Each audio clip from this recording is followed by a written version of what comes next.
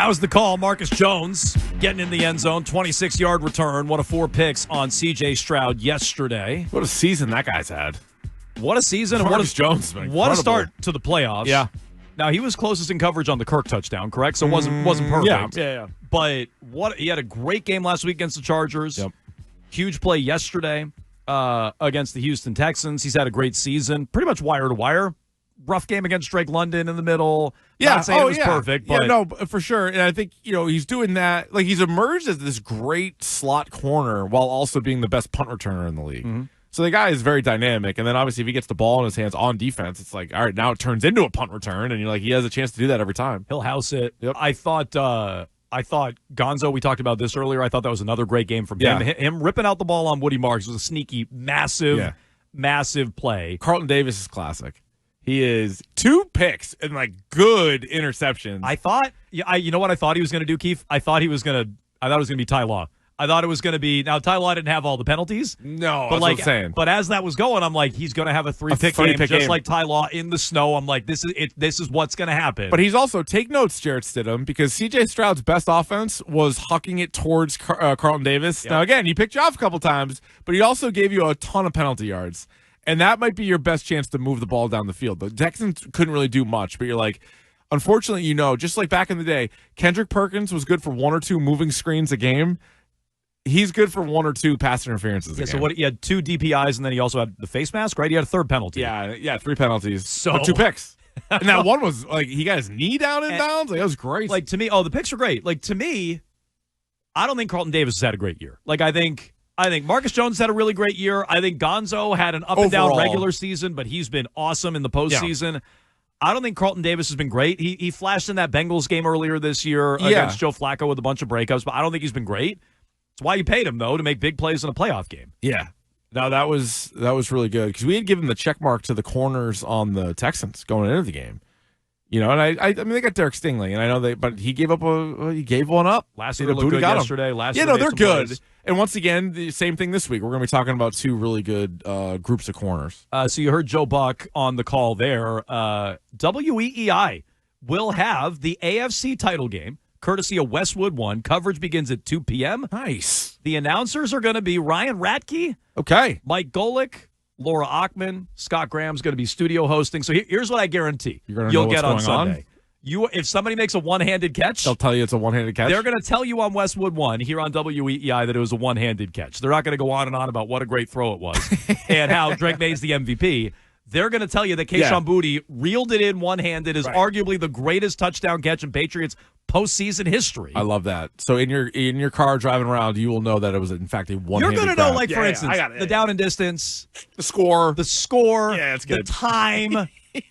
I think it's going to be light on grunting. I wouldn't rule out Mike Golick doing some grunting. I'm not going to totally rule that out, but it's going to be real light on grunting. So I think, that's good. It's a good place to drink in the game if you want to on Sunday Another right here 3, right? on WEEI. Say it again. Another 3 o'clock game. 3 o'clock kick. Coverage starts at 2. All right.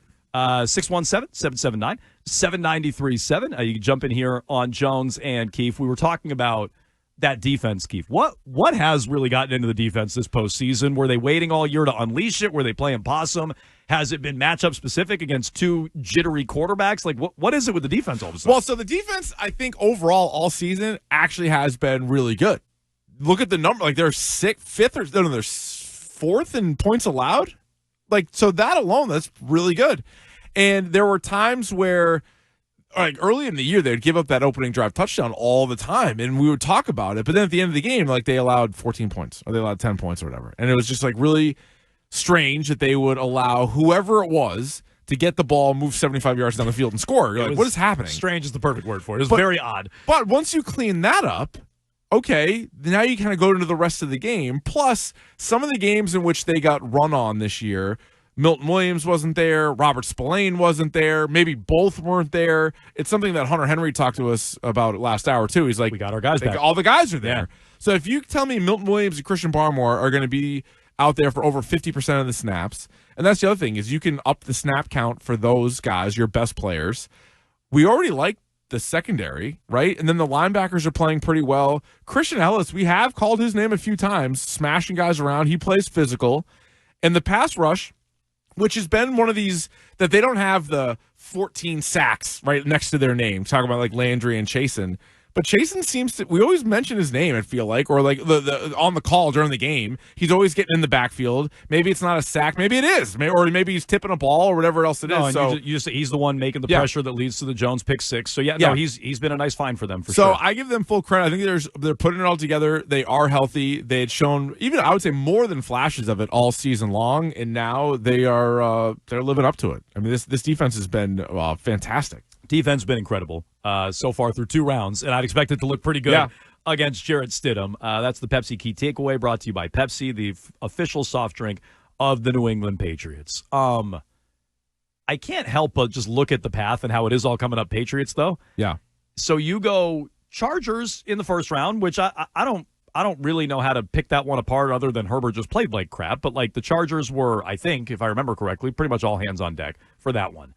No Nico Collins was significant for you last week. Then right before kick, Trent Brown ruled out. Dalton Schultz leaves. He had one big catch where Stroud actually made a nice play keeping his eyes up and found Dalton Schultz for a 42-yarder. So they're losing a few guys over the course of the game. Patriots lost guys. They all came back except Carlton Davis late with a head injury. Monitor that one. Matt Collins has been out. Matt Collins has been out, correct. Yeah, been out. Now you're not facing Bo Nix on the other side. That's wild. It is similar, and I don't think you have to apologize for anything. I'm not. I just think you have to look at it and say, well, this is fortunate. It is similar to that Celtics run a couple of years ago where every time you get dropping a new like team, flies. It's like, oh, okay, you got to face the Miami Heat and Jimmy Butler. Wait, oh, no, Jimmy Butler's out. No, he's not playing. Oh, okay, well, now it's the Cavs and Donovan Mitchell. Oh, he's out. No, he's out. Well, now the Pacers and Tyrese Halliburton. No, he's hurt. Healthy Mavs team, though. Yeah, but it was also the Mavs. Fat Luka. But it was also funny that that was the team that emerged Mavs, from there. Correct. But no, this one, I definitely don't apologize for any of it. I also think it isn't like a brand new thing, meaning the league has so much parity this season. So it's not like, oh, you didn't play Patrick Mahomes because somebody eliminated him. They eliminated themselves. They didn't make the playoffs. It's like, all right, you had a chance. You played 17 games like everybody else, and you guys didn't make it. Lamar Jackson didn't make it. Joe Burrow didn't make it. So you don't have to go through those guys anyway. So I guess, some might have said that. Like, hypothetically, Josh Allen made it to the Super Bowl. There would have been some talk like, didn't actually have to beat any of those other quarterbacks of his. And I don't know how much you heard of Greg and Wiggy and Curtis and everybody talking about this morning. I couldn't disagree more. They're like, whoever brings up that Peyton Manning beat Rex Grossman in a Super Bowl. I'm like, I think we talked about it last week. I bring it up I'm all like, the time. that comes up constantly. Yeah, I bring it up all the time. So, like, we do that with other quarterbacks. We do that with other teams. I don't think there's anything to apologize for, but I think that's worth acknowledging and saying, boy, that's really fortunate you didn't have to go against Nico Collins. I imagine Stroud would have looked a little better with Nico. It'd be impossible to look worse. And it's just a huge, huge break. Not your fault. No. Nothing to apologize for. But it's a huge, huge break. You don't have to go against Bo Nix, who, again... It kind of sums up the league, though, to me this year. Because you had, like, the 2 MVP candidates that are still playing. Drake Maye, Matthew Stafford. But then on the other side, you have Sam Darnold, who nobody believes in. And then that would have been the same case with Bo Nix, and now it's even like greatly exaggerated with their backup. But you saw it, Bo Nix still. No, Bo Nix is nice. I like Bo Nix. He got hurt on the second to last play. He came back out for a kneel down. It was kind of a nothing play that he got hurt on. Yeah, it was. Sean Payton alerted one to the left. Sean Payton alerted everybody like after he had already talked to the media. He came back out. He's like, he's done for the year. I'm surprised there's no gamesmanship going on there. I almost kind of respect him coming out and just being guys, he's done. Bill Belichick wouldn't have said it until he'd be walking around like with a cast on his leg and be like, we'll see what happens. We'll get you the injury report. So he's in the hospital getting surgery. I really kind of respect it from Sean Payton. I'm need surprised to do that. He did it. Yeah. But I respect it. But you saw what Bo Nix does. He doesn't play great for much of the game. Doesn't matter. And then he's out there. You need a final drive, 2 minutes to go. He's at the top of that list. And you don't have to deal with that. I saw a text come in. They're like, guys, Stidham threw a pass in the preseason. It hasn't been that long since he's thrown a pass. Count. That really genuinely does not count. Does not count at all. That might as well be the Arena League. It doesn't. It's not the same thing. It's like joint practices. He had a toss in there. Exactly. Like, okay, great. No, but I mean this. So I know Herbert is an all-time playoff loser. Yep. And C.J. Stroud looked terrible yesterday. Mm-hmm. But start of the year, if you're like you have 2 playoff wins. And they're against Justin Herbert and C.J. Stroud. Like, those are legitimate wins. Like, those are guys that were, top 10 quarterbacks in the league. I mean, Herbert might be a top 10 quarterback. Stroud is arrow pointing down, but at least starting the year, he was probably in that conversation. I think they're good quarterbacks. So these aren't scrubby guys. You were asking about, like, paths. So the year this goes back to the year that the Patriots lost to a backup quarterback in the Super Bowl. Their run, had they won that in 17, would have been Marcus Mariota. Marcus Mariota, Blake Bortles, Nick Foles. Yeah. That is worse than this. That is worse. It is. I also assume that if you make it to the Super Bowl, it's probably going to be Stafford waiting for you, but maybe not. It might be Darnold. Maybe it might be Darnold.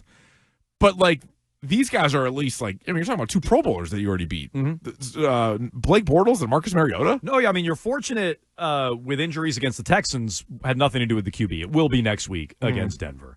And I do think we're fair on this. We do bring up Rex Grossman and Peyton Manning. We do throw that in his face. But it's also what's crazy to me is that Brady lost to Eli and Foles, who are like 2 of the worst quarterbacks he's faced in the Super Bowl. And then he's out there beating Kurt Warner and I guess Jared Goff's not that good. But, you know, Russell Wilson at the time seemed Russell really Wilson good. was better. Matt Ryan was an MVP. Yep. Like definitely playing better quarterbacks. Even McNabb. I don't love McNabb, but he's better than Eli Manning. I also think we're fair when we talk about the 04 Patriots. Like, one of the reasons I prop up the 04 Patriots is who you beat. Oh, that was insane. 2 MVPs. You went through Manning. How could you beat 2 MVPs? You went to, well, that was 03, right? When they beat, that was Manning and McNair. Steve McNair, and they were co-MVPs. You beat them both. But that was Manning and the Colts here, and you shut them down in the divisional round. You had to go to Pittsburgh, and you hung 42 or whatever it was on them. And then that Eagles team that was the best team in the NFC all year. Like, I give them a lot of credit for the road they went through. So no one's taking it away, but let's acknowledge that's a significant thing that went in your favor over the weekend. We'll take it. Steve is in the truck. Hello, Steve.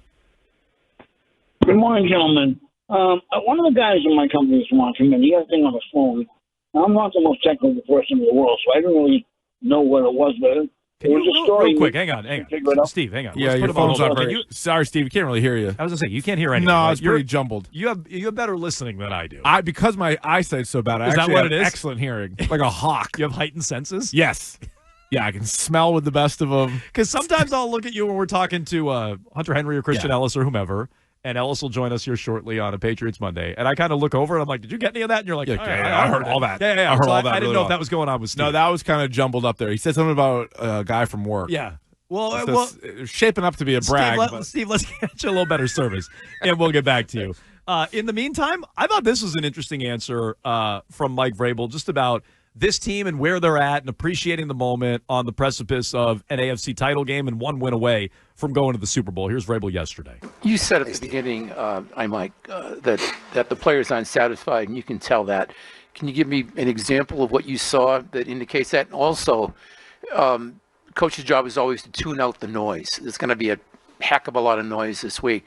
Are you satisfied that you've got your players to tune out that noise, or is that a work in progress? Well, I mean, it's going to, we know the stadium's going to be loud, so the louder the better. I mean, every opportunity. I think what they've done is we've asked them to embrace the preparation, embrace the strain, and also enjoy every minute of this.